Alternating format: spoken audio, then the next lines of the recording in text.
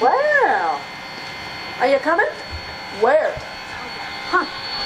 Why, to the North Pole, of course. This is the Polar Express. The North Pole. Yeah, the North Pole. I see. Hold this, please. Thank you. Huh. This you? Mugshot. Yeah. Well, it says here, no photo with the department store Santa. No letter to Santa. What? And you made your sister put out the milk and cookies. Oh, come on, man. You're out. Sounds to me like this is your crucial year. If I were you, I would think about climbing aboard. Well, come on. We've got a schedule to keep. We gotta get this train moving. Yes, indeed. Oh, wow. Suit yourself.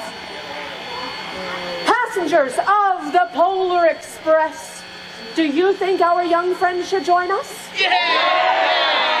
Board the train! Board the train! Board the train! Board the train! Wow! And as for the rest of our passengers, I can tell you're very excited to board. Now, please follow your car captains with the colored lanterns that match your car assignment onto the train as you board.